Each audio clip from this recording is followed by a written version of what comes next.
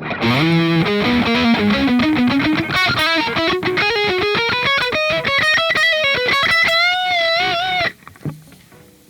everyone, this is Chris with Audio Discovery. That I call Slash's departure. That's Slash's outro solo from Nighttrain, from Appetite for Destruction.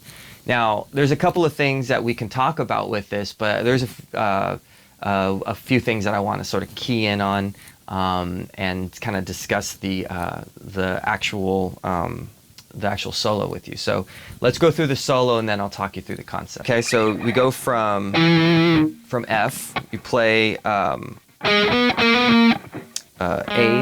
C, B with a trill, and then when you go back to A, you're playing A, D, right? C, E. Okay, A, D, C, E.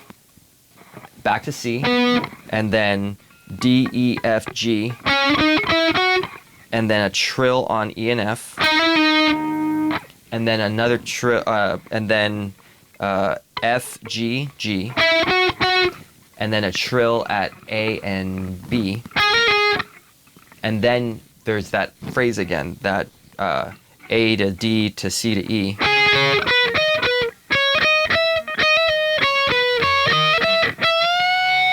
Okay?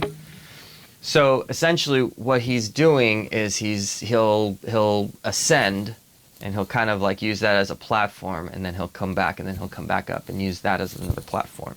So again, I'll do this slow.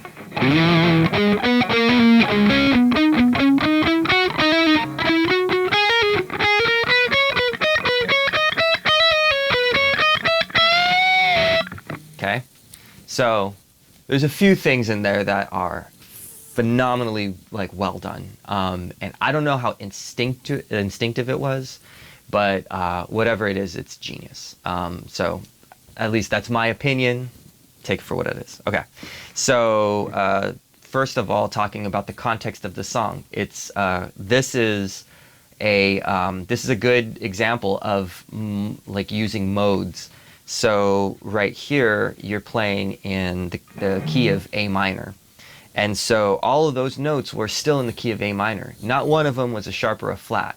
And what makes it sound so different is that he starts you off with F, right? And when you start off with the F, but you're still playing the A minor notes, now you've got a completely different context, and you're thinking of the notes in a different way. It's kind of like in literature, it'd be like, if you had like a sarcasm. It's just something that you meant to say one thing, but you're using it for a different purpose, and it's pretty amazing. Okay, so then that's one thing that to know, that as they're playing in A minor, they're using A, F, G, A. When you go to the F and you play the notes from the A, that's going to give you a different, what's called mode. So that's the way of thinking about modes. So think about it, compose something using notes, and then play it from a different context. It's something that there's a lot of people that have done that creatively. Okay, so the other thing is that his focus on what's called a tone center. So what he was doing was setting you up to think of A, right? So as they're playing,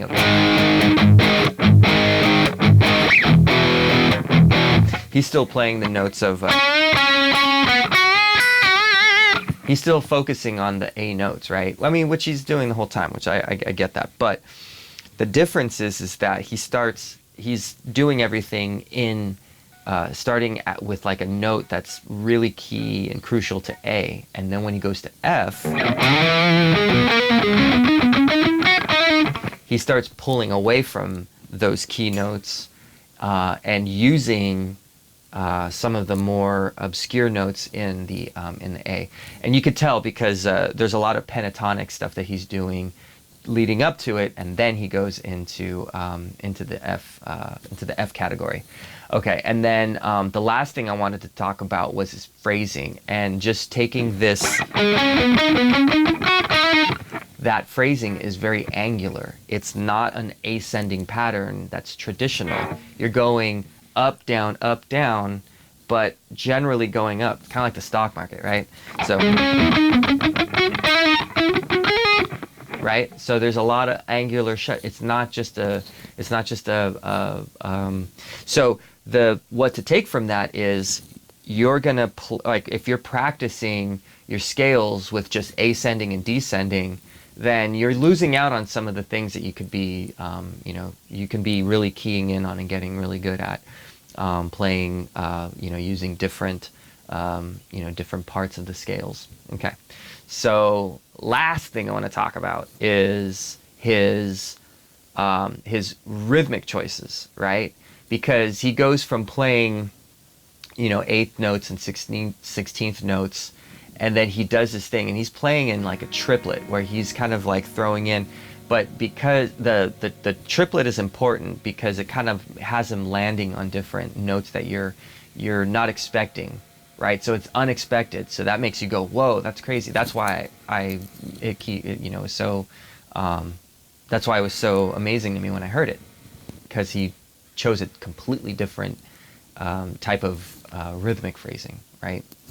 The other thing is that he, and this is the last thing I want to leave you with, is that he does this thing that's really great. He has a great ability of doing what's called syncopation and accenting. And the accents are what makes this whole thing work. Okay, so as he starts you off with an accent, right? And he's bending it, and he's really focusing you on that note. Okay, so all of those are the same kind of there's no dynamics there, right? Dynamic being, loud, soft. There's no dynamics there. And then he starts to accent. So the first note is not the first note of A to D. The first note is not the first note's quiet. D is accented, right? It's louder, right? And then, okay. So you really want to focus on that part, okay? I mean, focus on the notes, yes, but really start to dial in.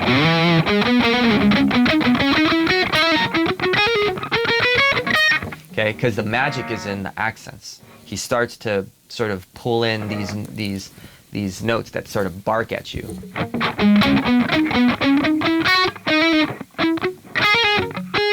Right? So as he's doing these things that are just they're really kind of sparking, speaking out, it's really makes the phrase what it is. It's just like, because the rest of it, I mean, he's even towards the end of the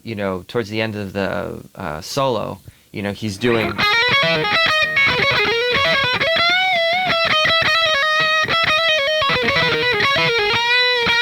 I mean, he's playing a lot of things that are but they're all sort of rhythmically bland, which it's still awesome. I mean, it's one of my favorite things that he does, but it's it's like one of the things for him to just play these really like sparkly notes.